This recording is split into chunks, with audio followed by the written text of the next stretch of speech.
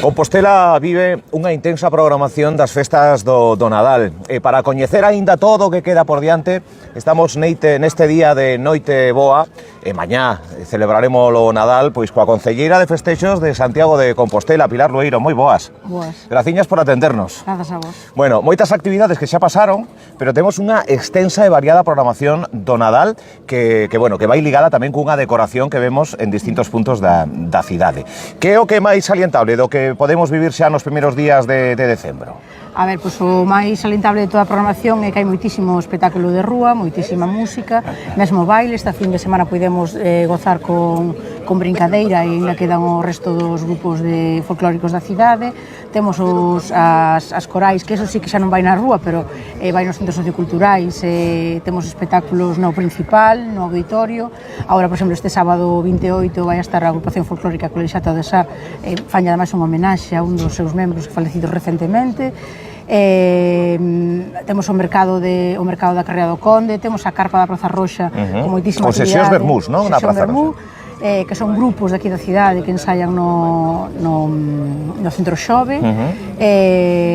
Hai máis de 300 actividades distribuídas por toda a cidade.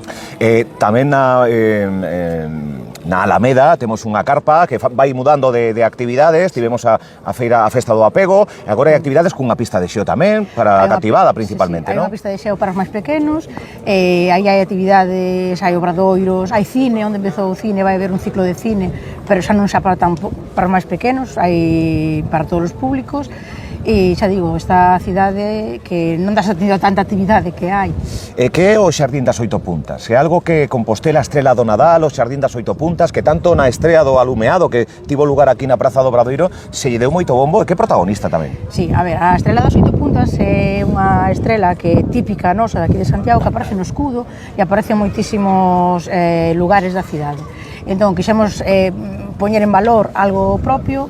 O Xardín das Oito Puntas comeza aquí no Obradoiro con este bosque que está cholísimo, que leva tendo desde o día 29 de novembro moitísima afluencia de público e que están traballando constantemente para que estea sempre precioso. E logo despois son pequenos xardíns que se foron distribuindo por puntos da cidade, pois na Colexiata, pois en Conxo, na Pastoriza, na Praza 8 de Marzo. Son 8 xardíns pequenos que teñen para a xente que queira pedir un desexo ou, mesmo gozar dela a mellor foto, porque además tivemos fotomatón para a xente que quixera quedar con ese recordo, o Bico no Visgo, que é isto no que estamos nós agora. Aquí estamos. Sí.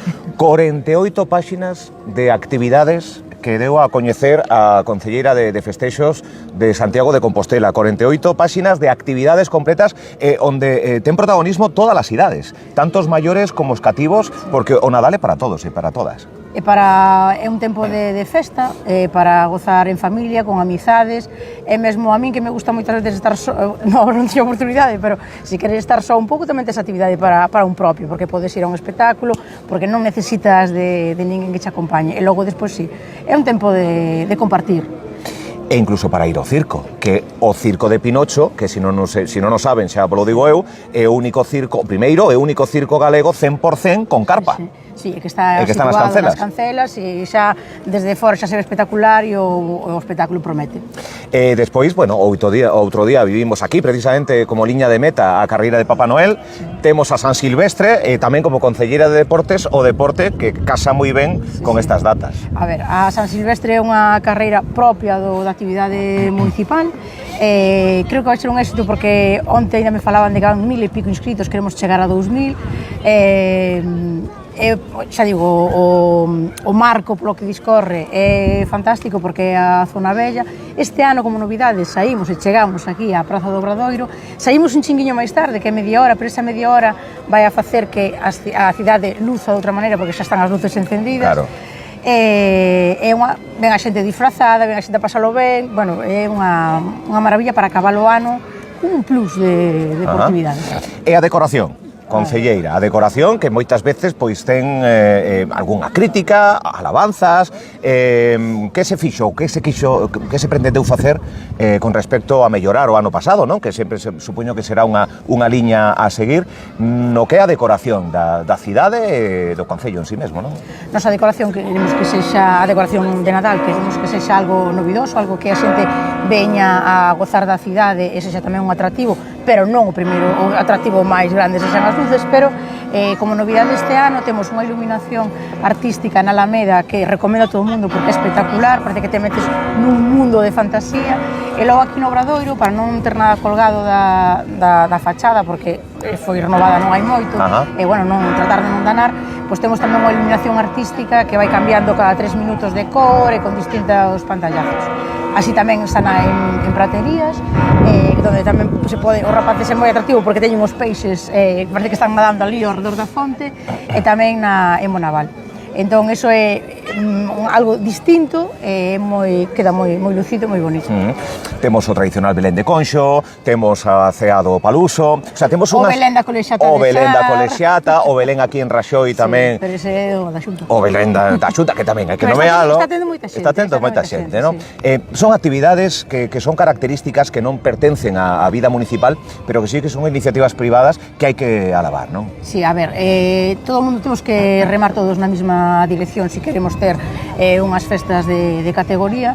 Hoxe, por exemplo, hai animación posta pola hostelería compostelá, pois en San Paio e mesmo aquí na Praza de San Clemente, e iso é sempre de agradecer, porque sempre hai máis diversidade de actividade e lugares que visitar. E como pasa a concelleira de festeixos estas festas? Pois con moito traballo. Con moito traballo. No, pero a ver, paso a noite de Nadal e o día de Nadal pasaino coa miña familia, que a que lle debo moitas horas, aínda porque isto levo ano e medio que lle resto moito a vida privada, entón pasaino con eles. Vale. Quen cociña? Quen soe cociñar así? A mí así, gustame moito cociñar. Sí. E o que máis lamento de non ter tempo é cociñar, porque relaxame, gústame, vale. Pero a miña nai é unha gran cociñeira. Que menú soe? A ver, porque hai tradicións que non poden faltar na mesa en Noiteboa e Nodal. Sí, a ver, que non pode faltar? Na nosa casa, que non falta? Pois non falta un platiño de marisco, non falta o polo e non falta o bacallau. O sea, tradición... Sí. Vale. E depois de cara ao fin de ano voulle meter un aprieto. Estamos facendo unha enquisa entre os composteláns se teñen algunha opción predilecta para ver as badaladas.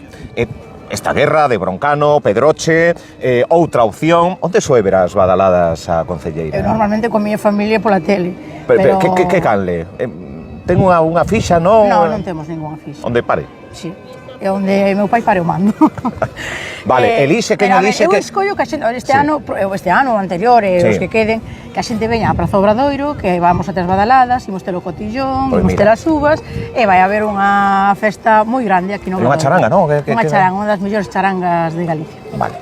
Pois mira, badaladas na Praza do Obradoiro, que se xunta moita xente. A partir das 11:30, sí, o ano pasado foi espectacular. A verdade mira que o ano pasado o tempo non acompaña. Pero o día de fin de ano estivo ben. Moi bo, sí. E unha temperatura moi boa tamén. Bueno, que lle pide a nivel persoal e despois como concelleira o ano 2025 que ven aí? Algo material ou algo non material? Vamos. Pido para o persoal e para o político case o mesmo. Eu desexo a todo o mundo moita saúde e moitísimo humor, porque nos tempos que estamos o humor fai moita falta. E eu, que son das persoas que me río constantemente, me río de min mesma, penso que nos fai falta humor. Xa digo, no privado e no político tamén. Sí, e cando está na palestra no día a día, cunhas áreas tan efervescentes, deportes... Como leva a parte menos positiva? Sei que ten isto da política, a crítica... A menos positiva, non, a crítica eu sei que estamos aquí e somos criticados, non pode estar todo ao gusto de todo o mundo. As críticas tamén moitas veces son constructivas e das críticas tamén aprendes. A mí as críticas non as levo mal, eu levo mal a mentira, porque nunca me gustou a mentira na miña vida, cando me minten a cara e me din cousas que non son certas e que eso levo mal, pero o que che dicía antes, o máis negativo para min o tempo que lle resto á miña xente, a amizades e familia, restolle moito tempo a cousas que me gustan moito, como é ler e viaxar. Logo, a nivel positivo, nesta nova vida que teño, pois a ver, recibes tamén moitísimo cariño da xente, eu síntome moi querida. E o último libro que leu, por certo? Se xa fai tempo... Agora estou lendo, estou lendo xa onde foi unha presentación dun libro que fala de fútbol, pero ten artistas aí, o sea, escritores moi importantes e non escritores, que creo que se chama Gran Final, pero bueno, contos e contas do fútbol galego. Ai, mira, sorprendeume, con esta... E depois a viaxe, me gusta viaxar, sí? Moitísimo. A miña próxima viaxe vai ser... A última cal foi? A Estambul. A Estambul. Sí. E a seguinte será a Toscana. Bueno. Ai, no! No, espera, que hai... No, que teño outro polo mío que non É que son tantas viaxes, se poño. No, viaxarei no mes de xaneiro coas miñas irmás a Prado. O sea, agora, xa vimos. Sí. Despois do Nadal. Bueno, e xa a derradeira, concelleira, un agasallo porque estamos nunhas datas moi máxicas. Sí. Sobre todo que yo digan os cativos e cativas, a chegada de Papá Noel, o apalpador, os Reis Magos, Sí. que penso que na nosa xeración foi o que tivo máis pulo, Sí. máis presenza os Reis Magos. Que agasallo lembra dos Reis Magos que, pois que aínda se emocione a concelleira lembrando ese momento, ese agasallo, por diversas circunstancias, non sei. Penso co acordeón. Un acordeón? Eu tocaba o acordeón nunha escola de música que había na colexiata. Eu creo que o acordeón foi o regalo que máis ilusión me fixo, que sigo tendo, que agora paseillo a miña sobriña, aínda que tocamos de vez en cando así as dúas, porque polas circunstancias nas que... a min sempre me gustou moito a música, tocar a pandereta, tocar o acordeón, bailar tamén, pero bueno, máis tocar. Eran tempos difíciles na miña casa, tempos difíciles económicos, e o esforzo que fixeron, eu non contaba para nada con ter un acordeón. E de repente os Reis Magos, as súas majestades, fixeron un acordeón. Me parece moi complicado, un dos instrumentos máis complicados dende a miña ignorancia musical de tocar, non? Non é, o que pasa que hai que practicar todas as cousas, Pero foi a clases, a clases de acordeón e de... E ainda é a miña asignatura pendente, non, de volver a clase de acordeón. Se o chego a saber, concelleira, decíalle que viñera co acordeón, porque rematar esta entrevista con Pilar Ueiro tocando acordeón sería un final... Bueno, convidámosla, que o Nadal continúa. Sí, o Nadal continúa. Estamos empezando. Por eso, temos ese evento pendente. Pilar Lueiro tocando acordeón para os seguidores e ointes de Pilar Lueiro. Esa é a cámara que nos está vendo, concelleira. E apetece mandar un saúdo en xeral a toda a cidadanía de Compostela que nos poda ver e seguir. Ben, pois eu desexo a todo o mundo que pase unhas moi felices festas, que os desexos sí que se cumpren e a pasalo o mellor posible. E saúde, moita saúde. Graciñas, Pilar Lueiro, boas festas. A vos tamén.